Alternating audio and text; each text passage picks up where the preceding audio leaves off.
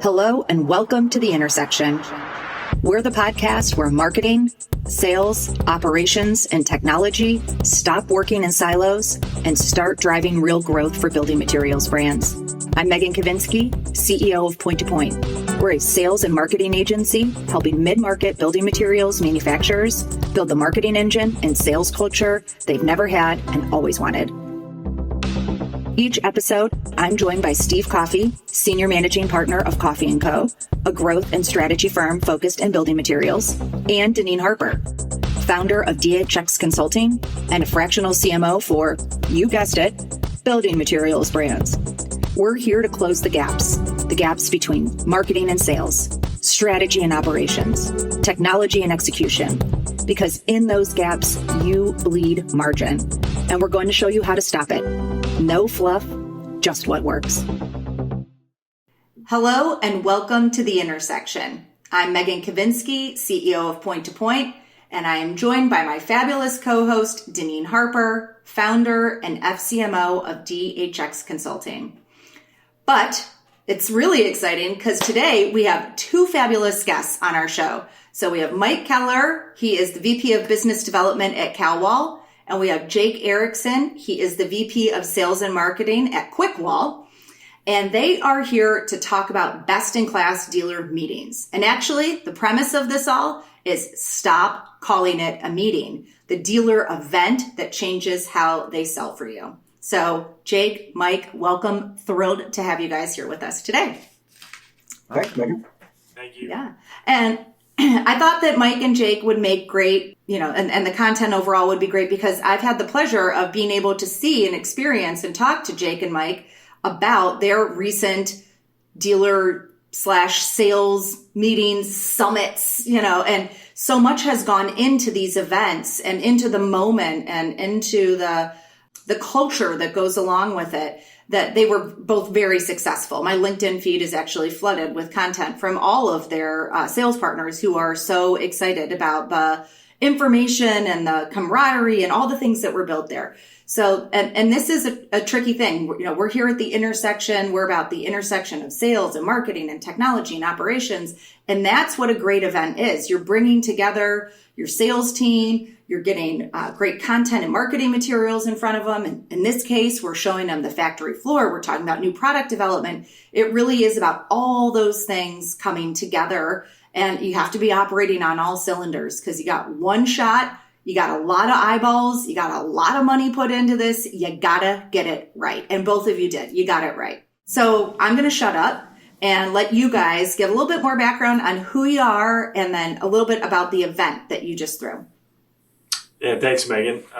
I'm Jake Erickson. I'm the VP of Sales and Marketing at Kwik-Wall, as Megan said, and I've been here. It'll be 8 years here in August. It goes fast, but started as national sales manager and then moved into VP of Sales and Marketing.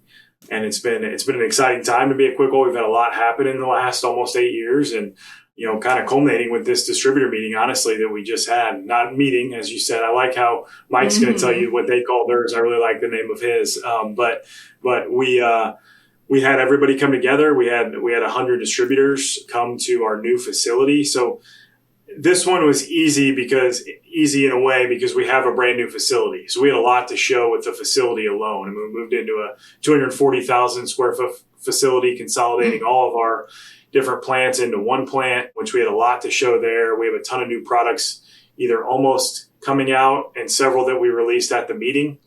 And Mike will say similar things here, but timing is very important for these meetings, right? So we intentionally did this to where we had things rolling out and new products and processes to show and not just talk about. The facility alone, all the new products, all the new processes we're able to show was a huge highlight for us. And as you mentioned, we spent a lot of time and we start planning for it even 6 to 8 months ahead of time, like logistically what we're going to do and the activities around it. And then as we get closer, you kind of plan the actual agenda for what you're going to go over. And we spent a lot of time with the leadership team and all of our areas determining what are the key topics we need to get out of these few days that we have the distributors here. And as you said, it's really, getting people to travel all this way to come to your meeting, coming from all over the place is very important.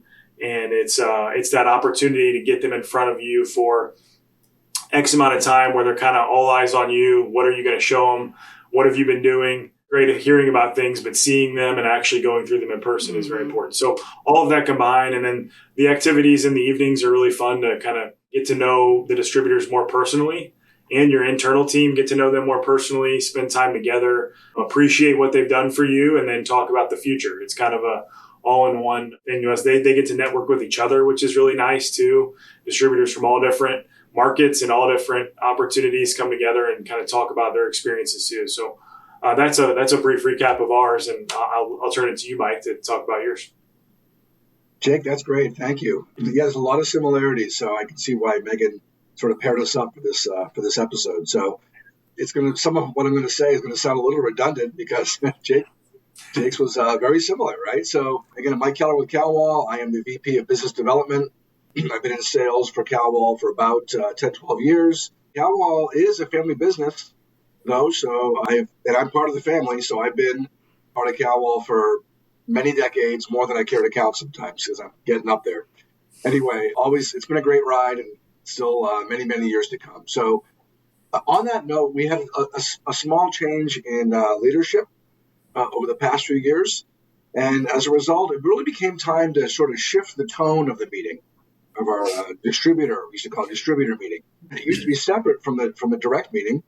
And most of the internal people were invited here and there, but for the most part, it wasn't really a culmination of all of our efforts. So when I was put in charge of the meeting about a year ago, as Jake pointed out, boy, you got to start planning these really early because there's a lot of parts and pieces to figure out, especially when you're completely revamping the meeting. You're not just taking last year's script, and rewriting it.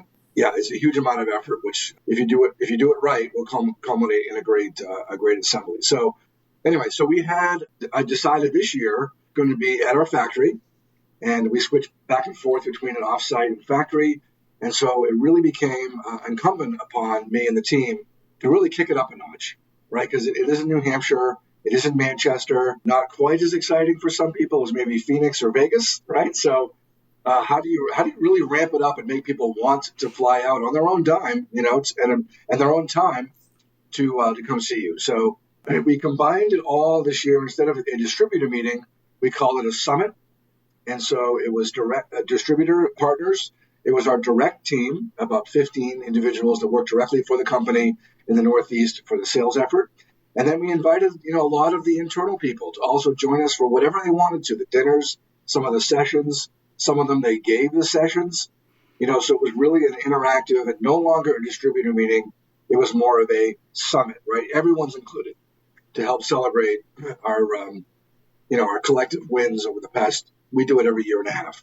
And that went over really well. We had a lot of interaction between direct and distributors that we haven't had ever. Quite frankly, there were a couple. One kind of quick, funny meeting was one of the direct guys ran up to one of the distributors and gave her a huge hug, and she said, "This is nice, but who are you?" And he said, "Oh, this is so and so." And she goes, "Oh my God, we've been talking for years. I thought you'd be taller." Which was kind of funny because they're a lively bunch. Anyway, it really was a great meeting, and I cannot overemphasize what Jake said about starting early and making sure that everyone's on board the whole process and is enthusiastic to make it the best meeting you can. Yeah, I'm glad you guys brought up the timing because that is something where if you're trying to do a dealer meeting still this year, and we're recording this in May of 2026, like you need to be doing it now if you're going to get it in before the end of the year, or this could be great content for you to think about what you might want to do differently in 2027. I also like, Mike, how you're bringing up that you have multiple different types of sales force, which you don't see all the time in building products, but you have both a direct rep model and you have a distribution model. And instead of keeping them separate, it's all one Kalwall, right? And you guys did a really nice job embedding them. And it was really interesting, especially when we got to some of the sales awards for people to see, what one direct person can do compared to an entire team at a distributor too. So it was interesting. So in talking to Mike and Jake, Deneen and I really thought about what are the parallels in what we're hearing from them. So we have really narrowed it down to like 5 pillars that we're going to talk through. So 1, it has a reason to exist and everything serves it. 2, it celebrates the full sales ecosystem, which we've already been talking about. 3, it creates access they can't get anywhere else. And you heard about the factory, but it's also about the leadership team. 4, it's designed for follow through, because this dealer summit, whatever you will call it, is a moment in time, and it can create such positive energy and so much enthusiasm. But how are you harnessing that and moving forward with it? And 5, and this is really important, that it signals that you're betting on yourself, right? So let's get started with it has a reason to exist and everything serves it.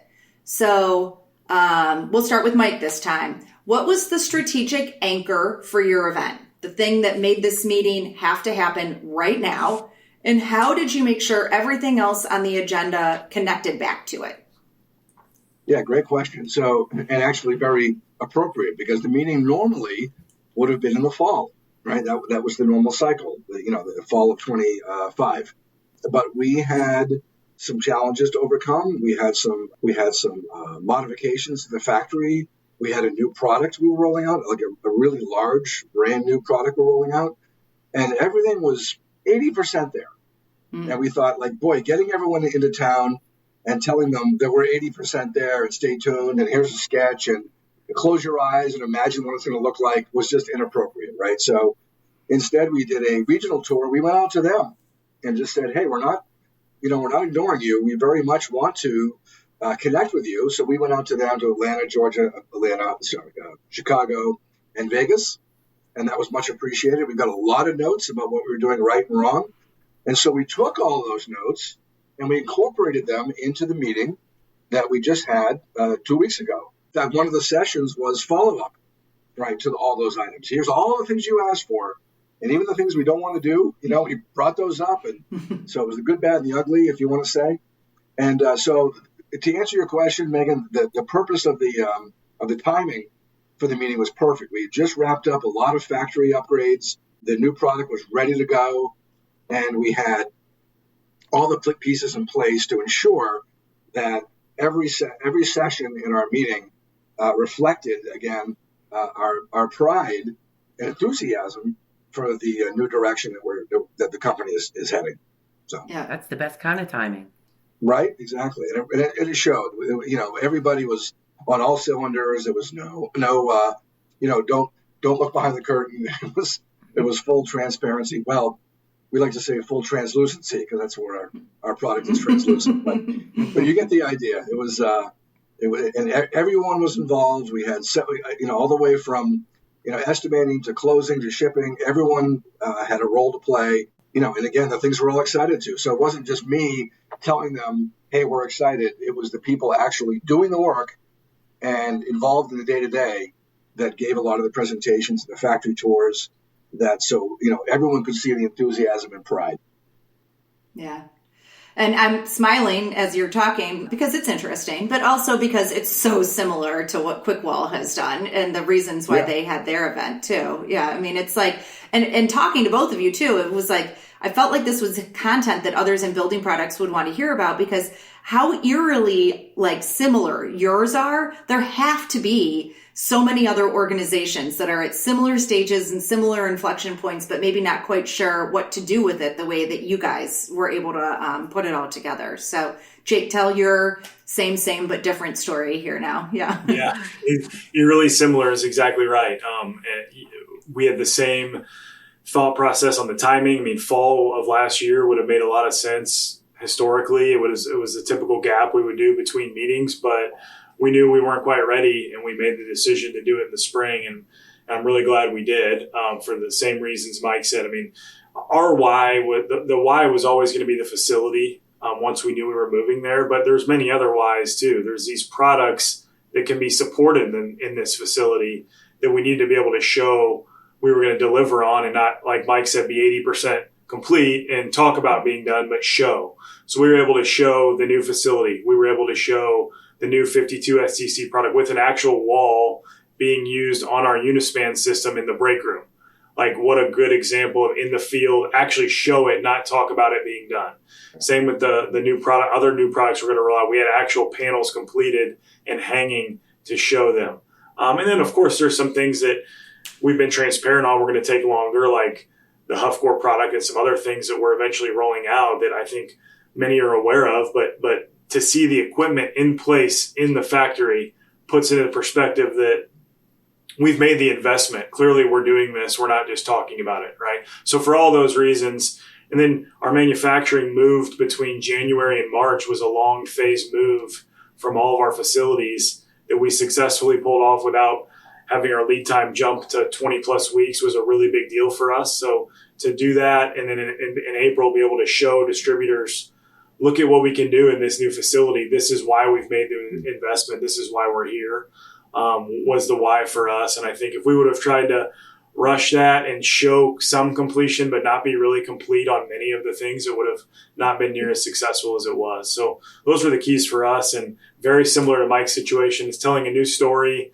staying true to who we are, but showing what we're capable of now versus maybe 3 to 5 years ago, we just weren't. So it's exciting from that standpoint.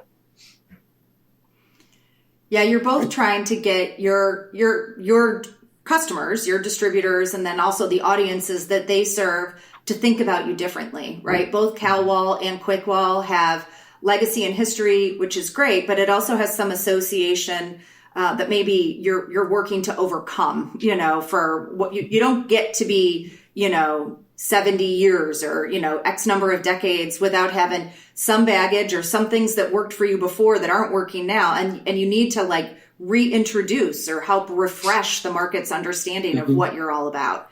And one of the questions that we have as a follow-up to this, and I'm going to guess that you're both going to answer, it was the factory tour, but where was it when you felt like people, like that momentum shift, like that the goal of what you were trying to accomplish was becoming real, and you could sort of see it crystallized in the energy from the audience that you guys were in front of? From Kwik-Wall standpoint, actually, the factory tour we knew was going to be a huge deal, and them seeing all that was going to be successful. Where I actually saw the most momentum from our standpoint was in the afternoon when we did these breakout sessions and we showed the Huffcore product. We showed the 52 STC wall. We showed the glass. We actually divided the groups up into smaller groups where they could ask more detailed questions in a group and then rotate, led by the person responsible for that area. And doing that, I just saw the light bulb go off on, wow, I can really go sell this product. I see it. I believe in it. I've seen the factory this morning. Now I see the product and what it does for us against competition. And that was really like a light bulb. And then it's kind of in the day, we kind of wrapped it up, and Scott Stetter did a great job of really putting some passion into it about what we think we can do and where we can go from here. And it kind of tied everything together of what we tried to speak to all day about the investments we've made and the investments, why we're making those investments. So for me, it was that in the afternoon. But obviously the factory tour was a huge part of that leading up to what happened in the afternoon. Well, I'm glad that I was wrong. That made for better content. That made for a more interesting conversation. Yeah, it was. Yeah. Yeah, that seeing, touching, feeling always makes a bigger impact. Yep. Jake, I think we were Mike, at the what same were you meeting. going to say? We're at the same meeting. I know. It sounds like the same meeting, Megan. We really, I think we're, yeah. Yes, I was going to answer the exact, pretty much the same way Jake did. We had about 80 plus or minus people go through the factory tour and in 2 different facilities. So we broke it out into 4 groups of 10 at one factory and then 4 group in the other, and then they swapped. So, and we kept every session tight. Sometimes we would go to see a new piece of machinery. This is years past, and it would be an hour. People sitting and going on and on about the machine and what it did, and it was interesting. But oftentimes our meeting is attended by estimators, owners, installers. You don't really know what we do, what we don't. Of what they're interested in seeing, right? So we decided, this time to have far more stations, places they went, but have them be quicker, and that works really well. And to answer your question about the magic, boy, usually in between stations when they walk from one to the other, in the years past, there was a whole lot of you could hear them talking about everything except for what they just saw, right? Because it's just they didn't see that much, or it was whatever. But this time, a huge amount of engagement along the way. In fact, sometimes we had to tell them to, quiet down. We got a new station we got to get to, because they had so much to say about what they just saw. Mm-hmm. And that's when we knew we'd done a great job and hit the mark. Yeah. That's great. Well, I'm going to move on to pillar number 2, because you guys nailed that one in spades. So the second pillar is that it celebrates the full sales ecosystem. And this is a lot about the recognition, the rewards, the celebration. And an easy answer to this is about the awards, which I do want you to talk about, where you recognize the top performers. But how did you keep that going throughout the event too? How did you help make everyone, even if they weren't an award winner, feel like a hero, or keep that recognition and momentum going? Yeah, the award, we did the awards, the kickoff dinner and award ceremony Monday night when everybody got to town, as kind of the kickoff and the awards. And that obviously, as you said, is really, really good for a lot of reasons. But then to keep it going through the meeting, I think, having all of our regional sales managers there, all of our staff, we had so many people there, that a lot of that happens too organically through some of the side conversations or at the evening events, where you get to talk to select distributors that you don't see as much, or that maybe are a middle tier distributor in a smaller market but have done a great job.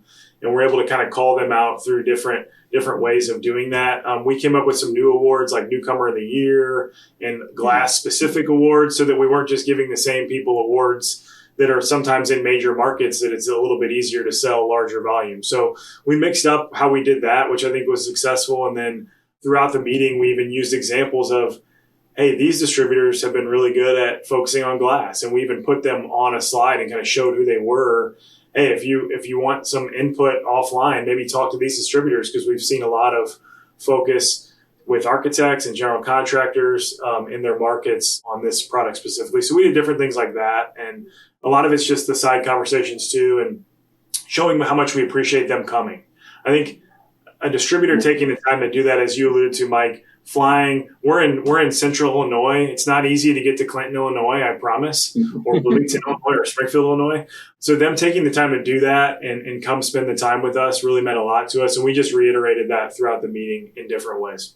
Getting to New Hampshire isn't exactly super easy either, but right. But fortunately, we've had the meeting in the past in December, and boy, flying out of New Hampshire in December have its own set of challenges. But anyway, so to answer your question, Megan, our awards dinner is the end. It's a very final event, and then we kick it off the event with introductions. Well, we have a welcome dinner the night before, and that's always fun. Most of the time, they're just sort of connecting, but we invite our entire internal support, drafting, estimating, contracts administration. They're all there for the kickoff dinner on Tuesday night. And then Wednesday morning, most of them come for introductions. And believe it or not, that's actually kind of fun, right? So the whole room goes around, stands up, says who they are, how long they've been with us. Usually they say something kind of witty, and it gets kind of entertaining. And that's a really nice opportunity, especially for the people at our company that have been there for a very long time, 40 plus years for some of them, to really kind of get recognized, because usually there's a round of applause if you're, over 40 years of tenure. And so that's kind of nice. And then they get to sort of meet, at least across the room, people that they've been working with perhaps over the year that they maybe didn't know. This person stands up and says, oh, that's so-and-so. So then throughout the meeting, and they're invited to everything, they can, interact. Like Jake said, it's really great to have those interactions with the internal team, with the outside sales force. And then at the awards dinner, very similar to Jake, we had some new awards that we haven't had in the past, because we heard some, feedback that it was sort of the same guys and gals on the stage every year and a half, in every cycle. And so we had a most growth. Somebody could have been very small and has happened to have a good year, and that's good growth. So it's a percentage. It wasn't a dollar amount. And then we had, for the first time ever, we had an award that we call the Daylighting Award, because we're a daylighting company. And it was a sort of a glass star, and with their name on it. And it was to recognize somebody on the inside, at the factory that warranted rather some special recognition. So we had all the regional managers survey their distributors or their direct, submit several votes, and I tallied the votes up, and it was unanimous, and it was very well received. It was the very, very end of the awards night. So it was after, Distributor of the Year. It was after Project of the Year. And it really did shine a light on the fact that our internal team, our factory team, our support crew really is integral to the success for all of us. Yeah, that was really smart, Mike, the placement of where you put the team members. Yeah. And everyone knows her and loves her, so it got a big rousing applause.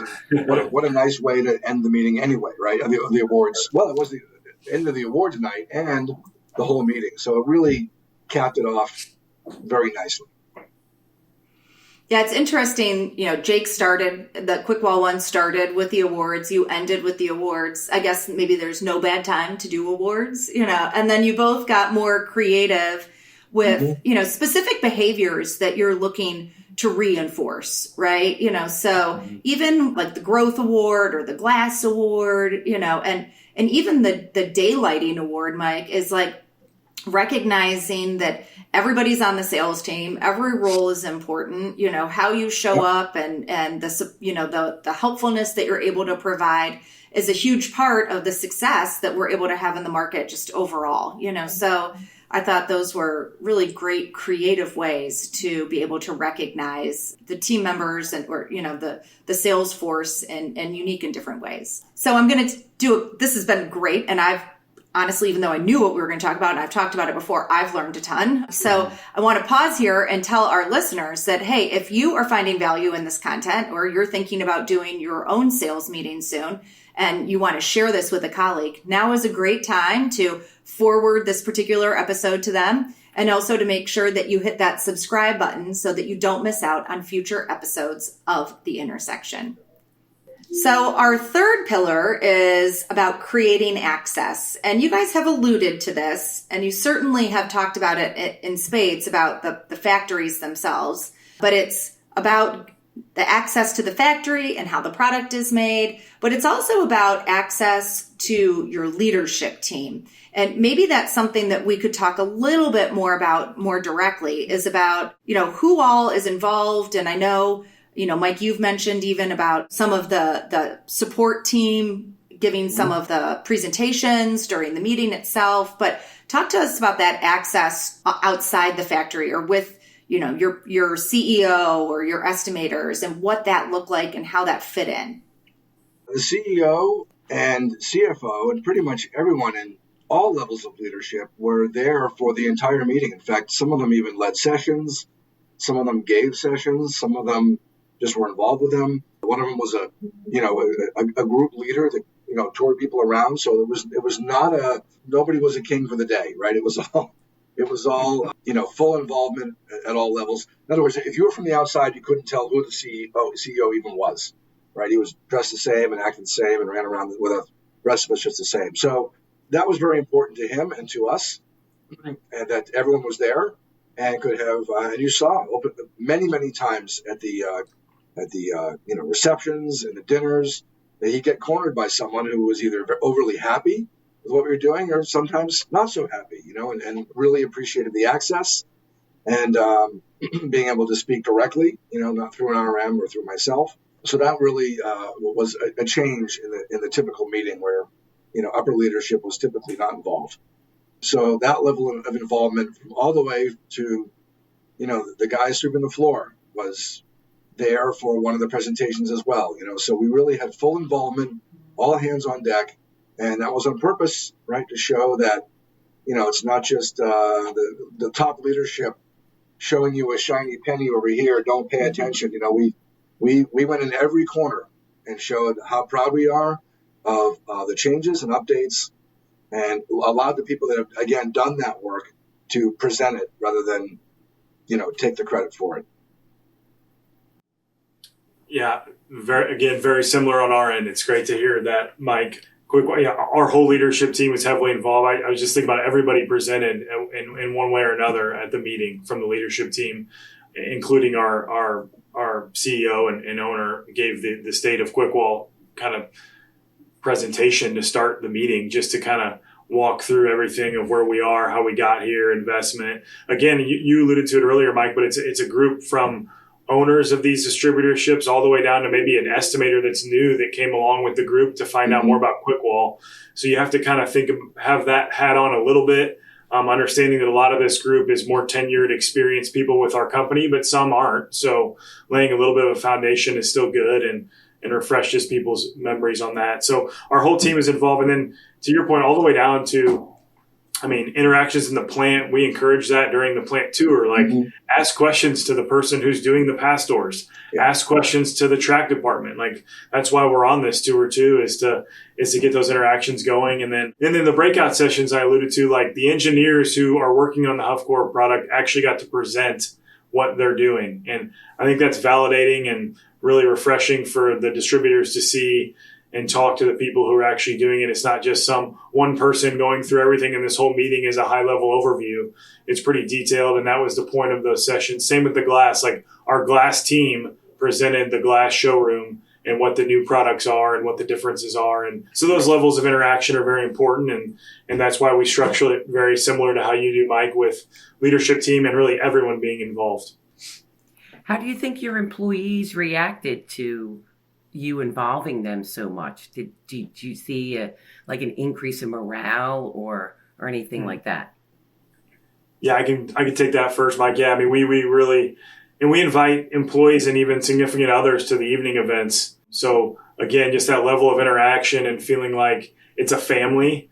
That's one of our core values and something we focus on. And I think that really speaks to it instead of just saying it. So yeah, I think the morale is high. And when everyone feels involved, it doesn't feel like there's this high level summit of people coming in that's scary. It's more of a, let's show why we do what we do. Let's show why we're making the investments, and let's be a family and a team with our distributors. So getting to know them on the personal level and everybody being involved, I think really helps with the spirit of the get together. Did you do things like, I was having the same thought, Deneen, about the team that's like typically more behind the scenes. Like, they like to be behind the scenes. They don't necessarily like to be the star of the show, like the sales team, right? Different personalities.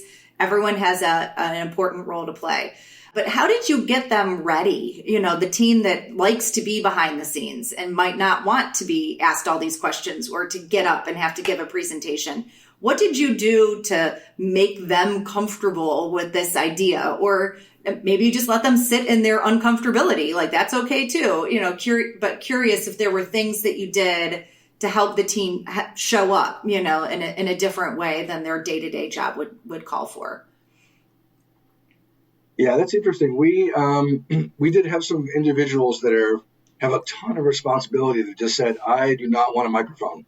Don't get me anywhere near that. And so what we did is we had someone else, right, from their department speak on their behalf.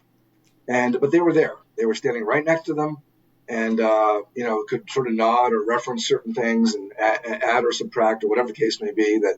So they felt like they got it wasn't about recognition, but they got the acknowledgement, rather, without having to, be the one with the microphone. And that worked very well. We did a lot of practice sessions as well, so that nobody felt like they didn't know what was coming. They didn't know what not to expect. So we did, the factory tours. We sort of, actually walked them as if we had a group with us, and then listened to them several times. And so by the time the actual salespeople showed up, boy, they were ready to go. Yeah, very, very similar from our end. You are right, Megan, a lot of different personalities, and some people aren't as comfortable speaking in front of a big group, so we obviously gauge that and do different things to make that easier for them, or have somebody present, but they were all still involved or in the room, or even sometimes during breaks or the breakout sessions or during the plant tour. If somebody had a specific question and maybe that person's better to talk one-on-one with a distributor instead of trying to talk to the whole group, I would just kind of connect them for a few minutes to go over something that it was probably easier for that person on our team to handle that one-on-one interaction than trying to speak to the whole group and feel a little bit overwhelmed. So yeah, just kind of knowing your people a little bit and knowing your personalities and who's going to do well and who's going to need a little bit more coaching or a little bit of help in their presentations, I think is important. I bet it really helped your employees feel valuable by including them. Mm-hmm. Yes. But it was Absolutely. including and coaching them too. I think they really liked the fact that we didn't just say, here's what you have to talk about, and we'll see you in a few months. We made it collaborative and said, we help. Some of them we help with slides. Some of them we help with their presentation area, and they really felt like we were, really wanted them to succeed, which we did, right? But it was, again, all hands on deck to make sure that they could present in the best light, which made them feel comfortable and confident as well. All right, so we've got everyone comfortable, confident, enthusiastic, ready to go, awarded, right? Culture has been built, and then poof, it's over, right? Everyone's on a plane back to, wherever they live, probably not a direct flight from either of your locations, and you need to keep the momentum going, right? So how are you guys keeping what's the follow-up to an event like this? How are you keeping the flame alive here as you get everyone back into their normal day-to-day routines? Great question. It's the very important piece of it is the follow-up and what we do with it. And it just made me think. I mean, I had, at the evening events, I would talk to a distributor that's maybe a middle tier volume distributor that was there and is showing engagement. And this time I made it a point to say, hey, these are great conversations, and let's not just talk about them. Let's follow through with this. In the next week or two, let's get on a Teams call and rehash what we're talking about here at a dinner and actually implement some of the things we're talking about to try to grow your distributorship. And that, I think, is important as for one thing, because sometimes in the past you have these energizing conversations and then months go by and nothing really has changed. And that's certainly not the point of this. So then from a broader standpoint, we sent out a ton of mass emails in the 3 to 4 weeks, like our distributor bulletins, we call them, just like highlighting the new product that we announced at the meeting or highlighting this or many of the topics that we hit on the meeting. Because again, not every distributor was able to make it either. So you needed to make these announcements to your whole distributor network, not just at the meeting. And then I sent personalized emails to every distributor that came, recapping all the bulletins I sent, the highlights from the meeting, the important takeaways, to where it wasn't too long, but it was long enough for them to summarize. And I asked them to forward it to all of their relevant team members so that it was kind of a summary of everything we talked about a few weeks after the meeting, so that momentum can kind of carry on, hopefully spread through the rest of their team. And some of the important products and things we're trying to push are in front of them still. And there's more to do in these coming weeks, as you said. I mean, it's even the months following that you really need to stay on top of it and not let the momentum slide. Well, Jake, I'm over here taking notes. There were some great ideas you just put out there, so thank you. Similar in some ways, again, here, we sent out a survey shortly thereafter, a few days after the meeting while everybody was still fresh, and got some really spectacular feedback. I was surprised at the level of detail. So obviously it was engaging, right, because they felt the need to, or the desire to tell us what they liked and didn't like and what some of their takeaways were. So over time, I'll be sending some of that feedback, or takeaways back out to the distributor and direct team. So that's a nice touch point that, harkens back to the meeting, a reminder of the meeting. We just sent out this morning the share file, all the pictures. We had a professional photographer there, and some of the photos are, it's fun to see their fellow salespeople in action on stage or whatever the case may be, at a cocktail party or whatever they're up to. So we've already gotten some great feedback today that, it's fun to see those pictures, and boy, wasn't that a great time. And that goes out to the people that weren't there. So the people that, weren't able to make it get that, a little bit of FOMO, so it's, which is always helpful. Do you get a lot of questions from people that weren't there? Yeah, actually some have asked questions about what's going on in this picture, and sometimes I answer and sometimes I say, well, you got to, next time you please be there and you'll know. No, I got to say, actually, everybody that was there were only a few that would normally come that couldn't, and they all gave, great reasons. So it wasn't like we were down, but still it's fun to bring, some of the energy from the meeting in pictures, video, back to the people who were there and could remember how much fun it was and how informative it was, and also people that weren't. So there'll be a continuous stream of, like we call them Kalwall outreach emails, that sometimes there were some things that I sort of teased a little bit at the meeting and said, watch your email for more details about this or that. And so that allows for some good, relevant content right after the meeting as well.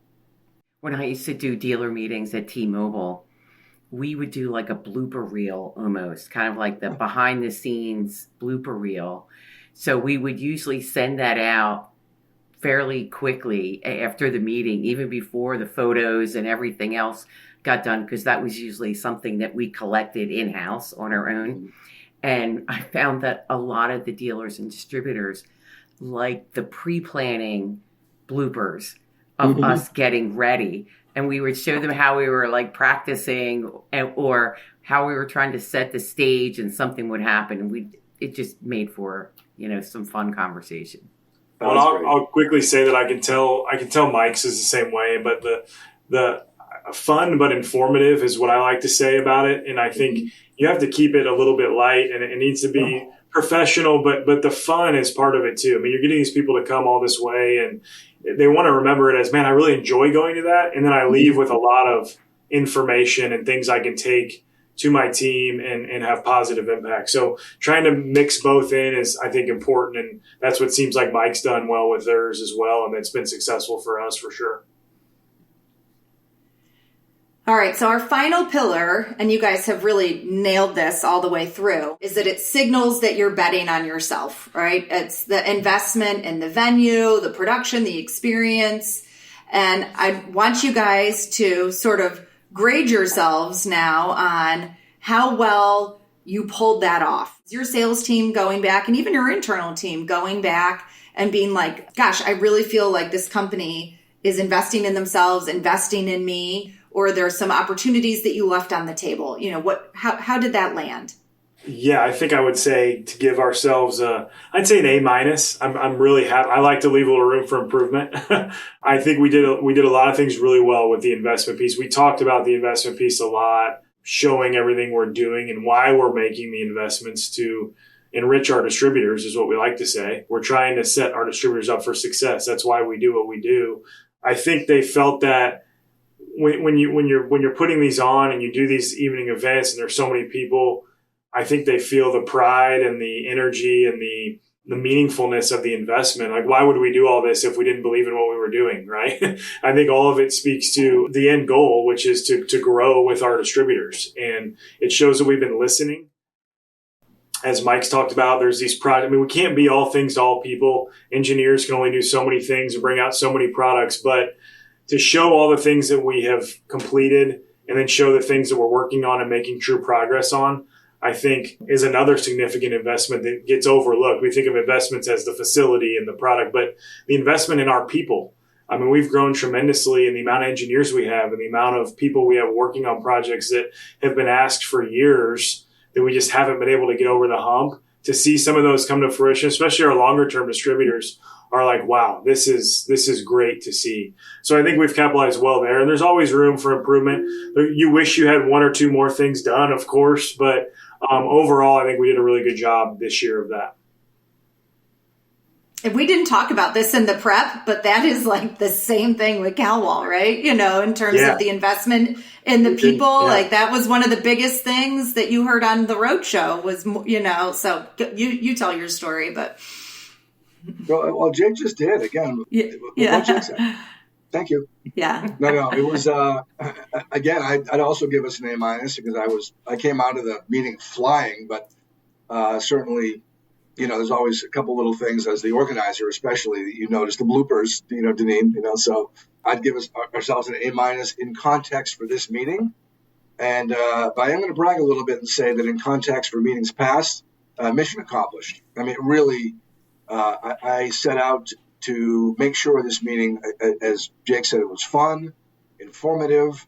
You almost imagine like somebody, again, flying all the way across country, getting themselves to the hotel, getting ready, whatever, all the things that go into it. It's got to be an event. It's got to be something special. It's got to be entertaining. It's got to be informative. It's got to be all the things that drive human emotion and make us feel like we're glad to be part of this organization.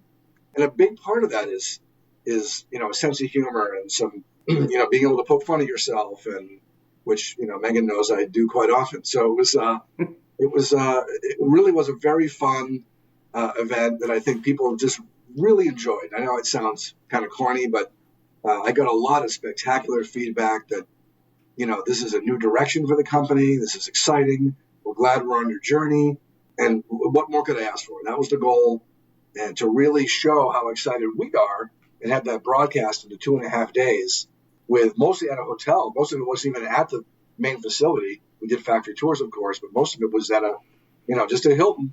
So you got to bring the energy and the power to a hotel that would be better served if it was at the factory, but there's just not room. So anyway, just to summarize quickly, again, I was very, very proud of our whole team for bringing the energy, all of the effort it took to get to a place where we could really show off, a new tenor, all the new products, and all the new, improvements to the factory. So it really was. Obviously, I'm very excited about it and wish it was still going on because I had a great time. And I'll quickly say, Deneen, you mentioned FOMO earlier, but we have, you want it to be something they look forward to too, and that's what you're saying, Mike. And I think I've had distributors that, we plan the date far enough out. We try to be 6 months out when we announce the date so that people can come and plan to come and plan around it. But I've had distributors just had something they couldn't miss and they want to be there. And they're like, they literally have FOMO. They're like, how was it? Or what did I make? Recap me on it. And they miss the fun events too. So that makes you feel good about what you're doing, that they really want to be there. And you can tell from some of them that have come to them and have enjoyed them that they want to have the fun and they want to get the information out of it. Well, guys, that was fabulous. Thank you both. The energy, the enthusiasm, is palpable even as you're talking about it, and the thoughtfulness of what you guys put together. So I think that was an excellent recap of what it takes. And you're being honest. It's a significant undertaking. You got to plan months in advance. You got to make it worthwhile. You can ask your customers to go to do hard things, go far away places. They will show up, right? Like if you're putting on the quality of the information that they need to be successful in their jobs and showing all this culture and, positive momentum in the business. So I think you guys really nailed it. So thank you for your participation in the intersection. That does conclude this episode. If you guys found value in the content, our listeners, if you found value in the content, please be sure to forward it to others in your organization that may benefit from it and subscribe so that you get alerted when our next episode drops. So that's it. Thanks, everybody. Bye-bye.